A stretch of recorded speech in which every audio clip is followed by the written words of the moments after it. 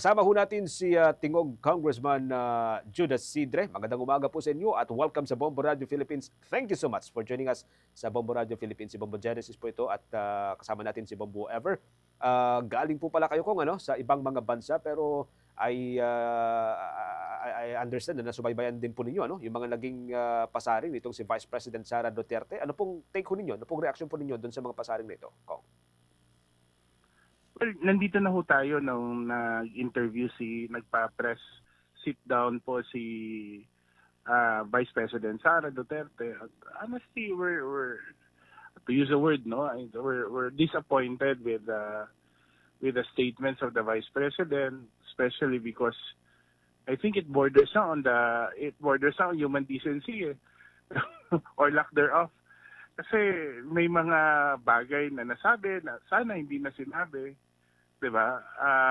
May mga bagay na hindi naman relevant at may mga question na sa tingin namin mas kailangan sinagot niya pero hindi naman sinagot.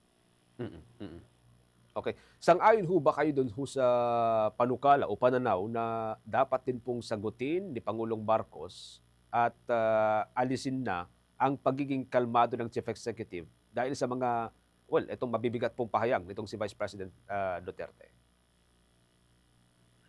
I don't think so. It's best that the president keeps his stature, no, and do not dignify the statements of anyone who would not just because it's not just for the political context, no, but more importantly because many of those statements were made without basis or were simply taken out of context or unverified, and I don't think that the highest official of the land should even dignify those statements with a comment. Okay. Ang ating katandem si Bombo Ever, may mga dagdag pong katanungan. Bombo Ever. Okay. Kung sa palagay niyo po ba may tsansa pa na magkasundo po sina Pangulong Bongbong Marcos at Vice President Sara, kung hindi man kaagad ay baka po sa hinaharap na panahon, Kong? Sa totoo lang, wala naman tayong narinig na negative from the President. And we've seen the President cross party lines to effect national reconciliation. We've seen the President being modest. We've seen the President being respectful. I don't think the problem is the President. In fact, it wasn't the President who started all this. Sino ang nauna nagsalita? Sino ang mauna nagbitaw ng maanghang at masamang sinasabi? Puro kampo nila, di ba? And I think it should be the Vice President who should be explaining herself for all these statements that she made. Remember, they campaigned and ran as a tandem. And hindi niya pwedeng sabihin na sila lang ang reason bakit nanalo ang unity team. Lahat po tayo nagkaisa, lahat po tayo nagtulungan. And napaka-unfair naman sa napakaraming miyembro ng more than 30 million na bumoto kay Bongbong Marcos, kay Pangulong Bongbong Marcos, na nasasabihin na dahil lang ito sa vice presidential candidate. We're not dissing her contributions to the way the election resulted, but you have to take note, they ran and campaigned as a tandem, and therefore she cannot claim exclusivity in her contributions to the success of the unity. Okay. Bilang bahagi din po kayo ng Kamara, Kong, ano po naman yung take ninyo sa sinasabi po ni Vice President Sara na mayroon siyang 5 impeachable na offense laban kay President Marcos pero malabo naman daw po itong makakuha ng sapat na suporta mula sa mga kasalukuyan pong kongresista, Kong?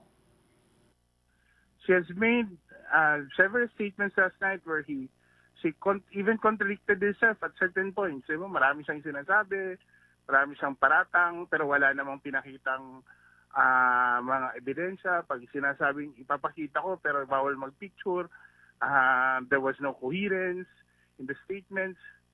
I really don't know. She was reading from a script. So maybe those 5 impeachable offenses were part of the script that she had for that night. And I don't think that alone is a sound basis already for making those statements. Okay, sige. Maraming salamat for joining us, Congressman Isidre, sir. Ano, panghuli na lamang, kung meron po kayong makuhang pagkakataon na makausap nitong si Vice President Sara Duterte, ano pong maipapayo ninyo sa kanya sa harap na rin po ng mga isyong iniuugnay sa ikalawang pinakamataas na opisyal po ng ating bansa? Magtrabaho na lang siya. Yeah. Sagutin niya yung mga katanungan tungkol dun sa mga nawawalang pondo sa DepEd, dun sa mga paggastos ng confidential funds. At kung sa tingin naman niya, kaya niyang sagutin, bakit kailangan niyang i-distract o i-deflect ang attention ng tao. Nakikita naman natin, the timing of all these press conferences were after certain allegations were made or even if evidences presented thereof in Congress. Diba? Why not just respond? Just put clarity to yung mga paratang sa kanya. I think that is not only a question of choice for us public servants, it's an obligation to explain. Diba? Sabi nga nila, public office is a public trust. Now, that trust on the Vice President is somewhat being eroded by all this accusation, and it's her duty to restore it. Okay. Kong, maraming salamat. Thank you so much for joining us, Congressman, at ingat po kayo. Si Congressman Judas Isidre ng Tingog Party List, mga kabombo, kaugnay po yan doon sa reaksyon sa mga naunahong mga pag-atake nitong si Vice President Sara Duterte kay Pangulong Ferdinand Marcos Jr.